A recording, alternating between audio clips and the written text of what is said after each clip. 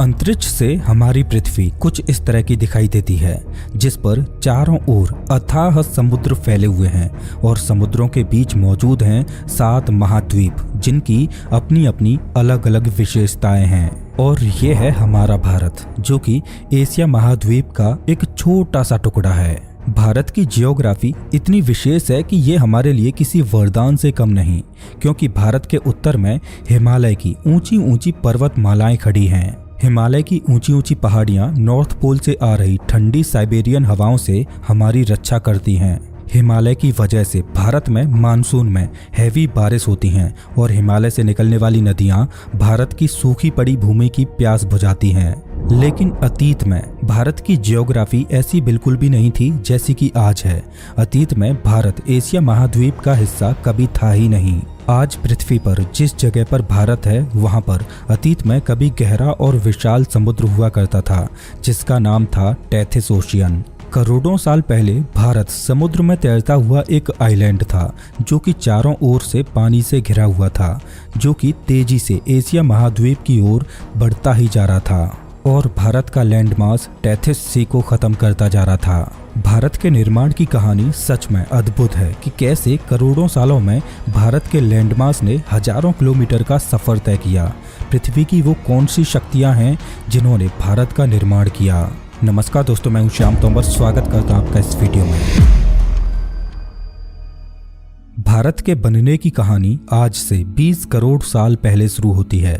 आज धरती पर जितने भी कॉन्टिनेंट्स मौजूद हैं, Asia, Africa, north America, south America, Antarctica, Europe और ऑस्ट्रेलिया, ये सभी कॉन्टिनेंट्स आज से करीब 20 करोड़ साल पहले आपस में जुड़े हुए थे। उस समय धरती पर सिर्फ एक ही सुपर कॉन्टिनेंट मौजूद था, पेंजिया, और आज दिखाई देने वाले 7 महाद्वीप पेंजिया कॉन्टिनेंट में कुछ इस प्रकार से जुड़े हुए थे, जिसमें आप अपने भारत को भी देख सकते हो। इस समय पेंजिया सुपर कॉन्टिनेंट पर अलग अलग प्रजातियों के जीवों का राज चल रहा था। ये वो दौर था जब डायनासोर धरती पर इवॉल्व होने लगे थे और पेंजिया सुपर कॉन्टिनेंट पर इधर उधर फैले हुए थे। पेंजिया सुपर कॉन्टिनेंट इतना बड़ा था कि इस पर दूर दूर तक फैली जमीन इस कॉन्टिनेंट के क्लाइमेट पर बहुत ज्यादा असर डालती थी। पेंजिया सुपर कॉन्टिनेंट की दुनिया आज से बिल्कुल अलग थी। पेंजिया कॉन्टिनेंट के जो हिस्से समुद्र से सटे हुए थे, उन पर कुछ किलोमीटर अंदर तक हरियाली छाई हुई थी और बड़े बड़े जंगल मौजूद थे, क्योंकि पेंजिया कॉन्टिनेंट के किनारों वाली जगहों पर अधिक बारिश होती थी। लेकिन पेंजिया कॉन्टिनेंट इतना बड़ा था कि इसके मध्य में हमेशा सूखा बना रहता, जहां कभी भी बारिश नहीं होती, जिस वजह से पेंजिया कॉन्टिनेंट की मध्य वाली जमीन एकदम बंजर और वीरान थी, जहां धूल के तूफान उठते। आज से करीब 20 करोड़ साल पहले ये पेंजिया सुपर कॉन्टिनेंट 2 बड़े भागों में टूटने लगा, जिससे 2 नए सब कॉन्टिनेंट्स का निर्माण हुआ। पहला सब कॉन्टिनेंट बना लॉरेशिया, जिसमें से आगे चलकर एशिया, यूरोप और नॉर्थ अमेरिका बनने वाले थे, और दूसरा सब कॉन्टिनेंट बना गोंडवाना, जिससे आगे चलकर south America, Africa, India, Australia और अंटार्कटिका बनने वाले थे। जब पेंजिया सुपर कॉन्टिनेंट लॉरेशिया और गोंडवाना में टूट रहा था, तो दोनों कॉन्टिनेंट्स के मध्य में एक समुद्र का निर्माण होने लगा था, जिसे वैज्ञानिकों ने टेथिस ओशियन का नाम दिया। अब आपके मन में एक सवाल आ सकता है कि आखिर वैज्ञानिकों को पता कैसे चला कि अतीत में पृथ्वी के सभी महाद्वीप आपस में जुड़े हुए थे। तो इसका जवाब ये है कि 20वीं सदी की शुरुआत में एक जर्मन वैज्ञानिक एल्फ्रेड वेगनर ने नोटिस किया कि साउथ अमेरिका का पूर्वी तट अफ्रीका के पश्चिमी तट के साथ एकदम सटीक बैठता है, जैसे मानो ये दोनों एक पहेली के 2 टुकड़े हों। अफ्रीका के साइड में मेडागास्कर इस पजल में हिस्सा लेता है, फिर इंडिया इस पजल को पूरा करता है। अगर आप दुनिया के मैप को देखो तो आपको दिखाई देगा कि कई देशों के समुद्री तट एक दूसरे के पजल पीस की तरह दिखाई देते हैं, जैसे ब्राजील और अफ्रीका। एल्फ्रेड वेगनर ने सिर्फ पृथ्वी की ज्योग्राफी पर ही ध्यान नहीं दिया, बल्कि उन्होंने ये नोटिस किया कि 2 अलग अलग कॉन्टिनेंट्स के किनारों पर समुद्र के इस पार मौजूद फॉसिल समुद्र के दूसरी साइड मौजूद फॉसिल से बिल्कुल मेल खाते हैं। अब 2 अलग अलग कॉन्टिनेंट्स के बॉर्डर, जिनके बीच विशाल समुद्र मौजूद है, उनके बॉर्डर्स पर सेम तरह के फॉसिल्स का मिलना ये दर्शाता है कि अतीत में कभी ये दोनों कॉन्टिनेंट्स आपस में जुड़े हुए थे। बाद में वैज्ञानिकों ने अलग अलग कॉन्टिनेंट्स पर फॉसिल्स को खोजा, फिर उनका मैच किया कि कौन सा फॉसिल किस कॉन्टिनेंट के साथ समानता दिखाता है। उसके आधार पर वैज्ञानिक अतीत की कड़ियों को जोड़ते गए और एक मैप बनाते गए, जिसमें वो उन कॉन्टिनेंट्स को आपस में जोड़ते गए जिनके फॉसिल्स आपस में समान थे। जब पूरा मैप बनकर तैयार हुआ तो मैप कुछ इस प्रकार बना कि अतीत में पृथ्वी के सभी कॉन्टिनेंट्स आपस में जुड़े हुए थे। हालांकि शुरुआत में तो पेंजिया सुपर कॉन्टिनेंट की थ्योरी पर किसी को भी विश्वास नहीं हुआ था, लेकिन जब हमारी टेक्नोलॉजी एडवांस होने लगी तब हमें पता चला कि सच में अतीत में पृथ्वी पर सिर्फ एक ही महाद्वीप मौजूद था, जिससे टूटकर 7 अलग अलग कॉन्टिनेंट्स का निर्माण हुआ। लेकिन यहाँ पर एक सवाल सामने आता है कि वो कौन सी शक्ति है जिसने अलग अलग महाद्वीपों का निर्माण किया। तो उस महाशक्ति को जानने के लिए हमें पृथ्वी के उस दौर में जाना होगा जब पृथ्वी का निर्माण हो रहा था। ये तो हम सभी जानते हैं कि हमारे सूर्य और सौरमंडल के सभी ग्रहों का निर्माण एक सोलर नेबुला से हुआ है और हमारी पृथ्वी भी उस सोलर नेबुला में मौजूद गैस और धूल के बादलों से बनी थी।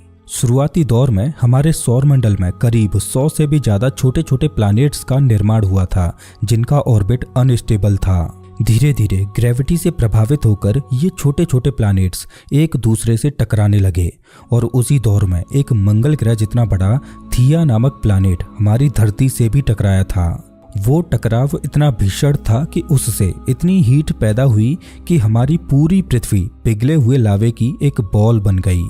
पृथ्वी में मौजूद भारी एलिमेंट्स पृथ्वी की कोर में इकट्ठे होने लगे और हल्के एलिमेंट्स सतह पर आने लगे, जिनसे ठंडे होकर पृथ्वी की क्रस्ट का निर्माण हुआ और पृथ्वी की क्रस्ट के नीचे पृथ्वी में मौजूद सारी हीट ट्रैप होकर रह गई और वो हीट आज भी पृथ्वी की कोर में कैद है।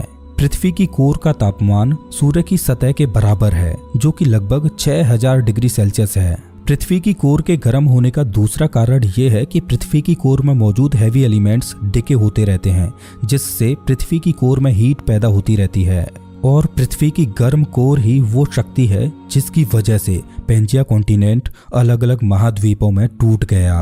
पृथ्वी की कोर की वजह से ही हिमालय का निर्माण हुआ। चलिए जानते हैं कि पृथ्वी की कोर ने पृथ्वी की जियोग्राफी को कैसे बदला। पृथ्वी की कोर में मौजूद हीट बाहर निकलना चाहती है, जो इसके ऊपर मौजूद मेंटल में कन्वेक्शन करंट पैदा कर देती है। कन्वेक्शन करंट एक तरह से फ्लूइड का सर्कुलर मोशन होता है। जैसे गर्म हवा ऊपर उठती है और ऊपर जाकर वो हवा ठंडी हो जाती है और वो ठंडी हवा फिर से नीचे आने लगती है और नीचे आकर वो ठंडी हवा फिर से गर्म हो जाती है और गर्म होकर वो हवा फिर से ऊपर उठने लगती है। ये साइकिल निरंतर चलती रहती है। इसी को कन्वेक्शन करंट कहा जाता है। अगर आप किसी बर्तन में पानी को उबालो तो बर्तन में मौजूद गर्म पानी ऊपर उठने लगता है और ठंडा पानी नीचे जाने लगता है। ये भी कन्वेक्शन करंट का एक उदाहरण है। इसी तरह से पृथ्वी की मेंटल में कन्वेक्शन करंट पैदा होते हैं। कन्वेक्शन करंट की वजह से लावा पृथ्वी की प्लेट्स के क्रैक से बाहर निकलने की कोशिश करता है। जब लावा ऊपर उठकर ठंडा होता है तो वो जमकर प्लेट्स के क्रैक के बीच चिपक जाता है, जिस वजह से दोनों प्लेट्स के बीच मौजूद क्रैक भरता जाता है। लेकिन पृथ्वी की कोर में इतनी ज्यादा हीट है कि कन्वेक्शन करंट की वजह से वो लावा पृथ्वी से बाहर निकलने के लिए हर संभव प्रयास करता है। लेकिन जो लावा पहले निकला था, जिसने ठंडा होकर क्रैक के मुहाने को छोटा कर दिया था, उस जगह पर प्रेशर बढ़ने लगता है। तो वो प्रेशर इतना ज्यादा होता है कि दोनों प्लेट्स को एक दूसरे से दूर धकेल देता है। पृथ्वी के अंदर ये प्रक्रिया लगातार चलती रहती है, जिस वजह से दो प्लेट्स टूटकर एक दूसरे से दूर जाती रहती हैं। पृथ्वी के अंदर हो रही इस गतिविधि की वजह से आज अलग अलग महाद्वीपों का निर्माण हो पाया। पृथ्वी के अंदर ये प्रक्रिया आज भी जारी है और इस प्रक्रिया की वजह से समुद्र की गहराई में नए रॉक्स का बनना आज भी जारी है। पृथ्वी पर दो प्लेट्स के मध्य मौजूद इस क्रैक को कई जगहों पर देखा भी जा सकता है। दोस्तों, पृथ्वी की क्रस्ट और मेंटल का ऊपरी भाग बड़े बड़े हिस्सों में विभाजित है, जिसे टेक्टोनिक प्लेट्स बोला जाता है। पृथ्वी की ये बड़ी बड़ी प्लेट्स ओशियनिक क्रस्ट और कॉन्टिनेंटल क्रस्ट से मिलकर बनी हैं। टेक्टोनिक प्लेट्स के जो किनारे होते हैं उन्हें प्लेट बाउंड्रीज बोला जाता है टेक्टोनिक प्लेट्स के किनारों पर ही सबसे ज़्यादा जियोलॉजिकल घटनाएं घटती हैं, जैसे कि प्लेट बाउंड्रीज के पास ही सबसे ज़्यादा भूकंप आते हैं। प्लेट की बाउंड्रीज के पास ही ऊंची ऊंची पर्वतमालाएं बनती हैं, ज्वालामुखी फटते हैं और ओशियनिक ट्रेंचेज बनते हैं। टेक्टोनिक प्लेट्स में होने वाली इस मूवमेंट को कॉन्टिनेंटल ड्रिफ्ट बोला जाता है। पृथ्वी पर दर्जनों प्लेट्स मौजूद हैं, जिनमें कुछ एक दूसरे से दूर जा रही हैं तो कुछ एक दूसरे की ओर बढ़ते हुए आपस में टकरा रही हैं। कोई कोई प्लेट इतनी बड़ी होती है कि उसके नीचे मौजूद हीट को बाहर निकलने के लिए कोई रास्ता नहीं मिलता, तो वो हीट उस प्लेट की क्रस्ट पर इतना प्रेशर लगाती है कि क्रस्ट को तोड़कर बाहर निकल आती है, जिसे हम ज्वालामुखी भी बोलते हैं। अब कॉन्टिनेंटल ड्रिफ्ट की इस प्रक्रिया में कुछ प्लेट्स एक दूसरे से दूर जाती हैं तो कुछ एक दूसरे में मर्ज होती हैं। जब दो प्लेट्स आपस में मर्ज होती हैं तो एक प्लेट नीचे खिसकती है और दूसरी प्लेट उसके ऊपर की ओर। जो प्लेट नीचे जाती है उसके रॉक्स पिघलकर लावा में बदल जाते हैं और पृथ्वी के अंदर ये प्रक्रिया लगातार चलती रहती है, जिससे उन दोनों प्लेट्स के ऊपर मौजूद कॉन्टिनेंट्स एक दूसरे के पास आते जाते हैं और उन दोनों कॉन्टिनेंट्स के बीच मौजूद समुद्र की दूरियां कम होती जाती हैं। और एक समय ऐसा आता है कि दोनों कॉन्टिनेंट्स आपस में टकरा जाते हैं और एक सुपर कॉन्टिनेंट बना देते हैं। पेंजिया सुपर कॉन्टिनेंट पहले दो हिस्सों में टूटा, लॉरेशिया और गोंडवाना। कुछ करोड़ सालों के बाद ये दोनों सुपर कॉन्टिनेंट्स लॉरेशिया और गोंडवाना भी अलग अलग कॉन्टिनेंट्स में विभाजित होने लगे। साउथ अमेरिका अफ्रीका से दूर चला गया, नॉर्थ अमेरिका यूरोप से दूर चला गया, ऑस्ट्रेलिया अंटार्कटिका से अलग हो गया और आज से करीब 14 करोड़ साल पहले भारत अफ्रीका के साउथ ईस्ट से अलग हो गया। इस घटना से कहीं पर बड़ी बड़ी वैली बनने वाली थी तो कहीं पर बड़ी बड़ी पर्वतमालाएं। जिस जगह से प्लेट्स एक दूसरे से दूर जा रही थी वहां पर बड़ी बड़ी घाटियां बनी और जिस जगह पर दो प्लेट्स आकर मर्ज हो रही थी वहां पर पर्वतमालाएं बनी। ऐसा इसलिए हुआ कि जब दो प्लेट्स एक दूसरे से मर्ज हुई तो एक प्लेट दूसरी के ऊपर चढ़ने लगी और ऊपर उठने लगी, जिससे बड़ी बड़ी पर्वत श्रृंखलाएं खड़ी हो गईं। जिस तरह पृथ्वी पर पर्वतमालाएं बन रही थीं, उसी तरह जिस जगह से दो प्लेट्स टूटकर अलग हुई थीं, वहां पर बड़ी बड़ी घाटियां बन गईं, जैसे कि एरिजोना में ग्रांड कैनियन। ग्रांड कैनियन करीब 450 किलोमीटर तक फैली हुई है, जिसकी चौड़ाई 20 किलोमीटर है और इसकी गहराई लगभग 2 किलोमीटर है। आज से करीब 14 करोड़ साल पहले भारत गोंडवाना लैंड का हिस्सा था, जिससे अलग होकर भारत धीरे धीरे एशिया की ओर बढ़ने लगा। करोड़ों सालों तक भारत की भूमि ने एशिया की ओर अपना सफर जारी रखा। आमतौर पर टेक्टोनिक प्लेट्स एक साल में 5 सेंटीमीटर तक खिसकती हैं, लेकिन भारत की एशिया की ओर बढ़ने की गति नॉर्मल से 4 गुना ज़्यादा थी। भारत करीब 20 सेंटीमीटर प्रति साल की दर से एशिया की ओर बढ़ रहा था। दरअसल भारत इतनी तेजी से इसलिए लॉरेशिया के एशिया की ओर बढ़ रहा था क्योंकि गोंडवाना लैंड के नीचे बहुत बड़े बड़े प्लूम्स थे। दरअसल पृथ्वी के अंदर इस तरह के प्लूम्स बनते हैं। ये प्लूम्स पृथ्वी की कोर में मौजूद हीट को पृथ्वी की ऊपरी लेयर मेंटल तक पहुंचाते हैं। जब ये प्लूम पृथ्वी की क्रस्ट के पास पहुंचते हैं तो क्रस्ट के ठोस होने की वजह से ये वहां पर फैलने लगते हैं, जिसकी वजह से टेक्टोनिक प्लेट्स में क्रैक आने लगते हैं। और गोंडवाना लैंड की इंडियन प्लेट के नीचे भी इसी तरह का एक प्लूम था, जिसकी हीट की वजह से इंडियन प्लेट की मोटाई कम रह गई, जिस वजह से इंडियन प्लेट हल्की हो गई। यही कारण था कि इंडियन प्लेट दूसरी प्लेट्स के मुकाबले 4 गुना तेजी से तैरने लगी। और आज से करीब 5 करोड़ साल पहले भारत एशिया से टकरा जाता है। इस टकराव की वजह से हिमालय का निर्माण होने लगता है। इंडियन प्लेट लगातार एशियन प्लेट के नीचे धंसती जा रही है, जिस वजह से हर साल हिमालय की कुछ सेंटीमीटर से ऊंचाई बढ़ जाती है।